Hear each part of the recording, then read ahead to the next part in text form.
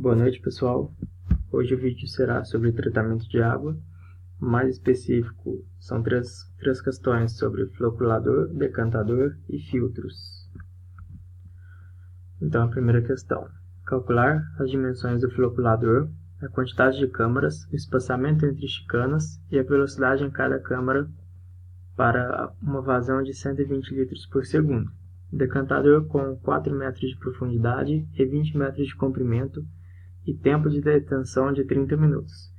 Eu não coloquei o dimensionamento completo porque é muito extenso e não caberia colocar aqui no vídeo, né? Não seria viável. Então eu coloquei só a parte dele pedindo estes itens. Primeiro, temos que calcular o volume do floculador, que é a vazão vezes o tempo de detenção. Temos então a vazão, que é 0,12 metros cúbicos por segundo, vezes o 30 minutos transformado em segundos, né, vezes 60. Temos então um volume de 216 metros cúbicos. Depois temos que calcular as dimensões do floculador e adotamos o P e o L, ou seja, a profundidade e o comprimento, iguais ao do decantador. Então temos que o volume é igual a 2PLB. Temos todas as variáveis menos o B, que é a largura do floculador. Achamos então uma largura de 1,35 m. Então calculamos o número de câmaras e o espaçamento entre chicanas. O número de câmaras é dado por 2L sobre o espaçamento.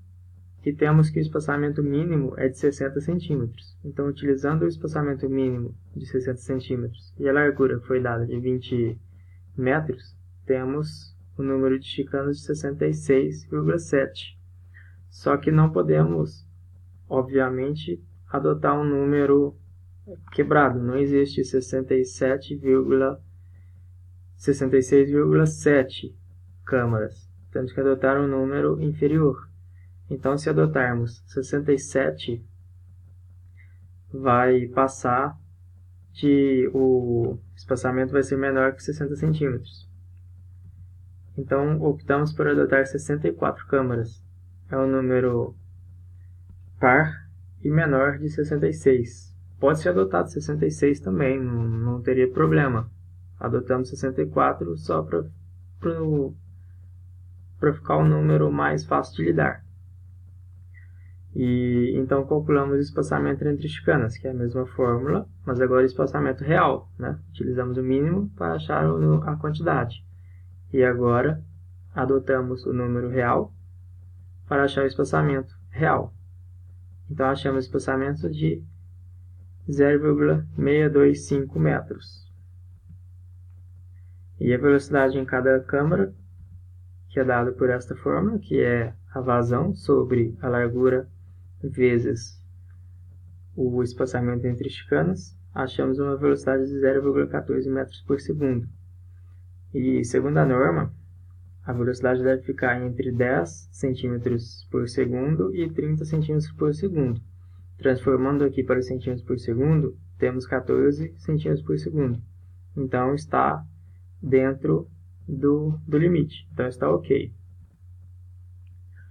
Agora, a segunda questão. Dimensionar cortina de distribuição de um decantador para 100 litros por segundo com largura igual a 8,5 metros e a altura útil igual a 4 metros, com espaçamento de 40 centímetros entre os orifícios. Aqui, pessoal, está uma representação do nosso decantador. Então, temos 8,5 metros de largura por 4 de altura. E temos a área para os orifícios, que é essa área rosa, que também temos que deixar este limite na parte superior e inferior, de H sobre 5 a H sobre 6, inferior de H sobre 4H sobre 5. Então, a área que temos para os orifícios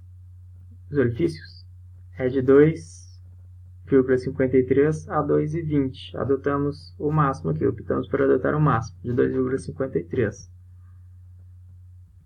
Então, calculando o número de linhas verticais do orifício, temos que é 8,5, que é a largura, sobre 0,40, que é o espaçamento mínimo, menos 1.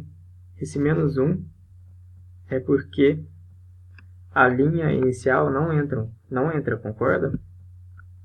E quando for calcular as linhas horizontais, a linha inicial vai entrar. Então temos que adicionar mais um. Vai entrar a inicial e a final. Fica um pouco confuso, né? Mas acho que deu para entender. Então o número de linhas horizontais é 2,53, que é a altura por orifício, a altura que temos disponível por orifício, sobre 0,40, mais 1, que foi como expliquei. Então adotamos o número de linhas verticais igual a 20 e horizontal igual a 7. Temos então o número de orifícios de 20 vezes 7, temos 140 orifícios.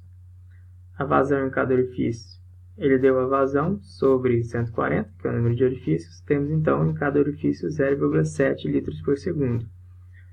Com isso, temos essa tabela. Podemos encontrar aqui 0,7 litros por segundo, que temos aí então o diâmetro dos orifícios, considerando g igual a 20 segundos elevado a menos 1. Temos então um orifício de 3 polegadas, conforme a tabela.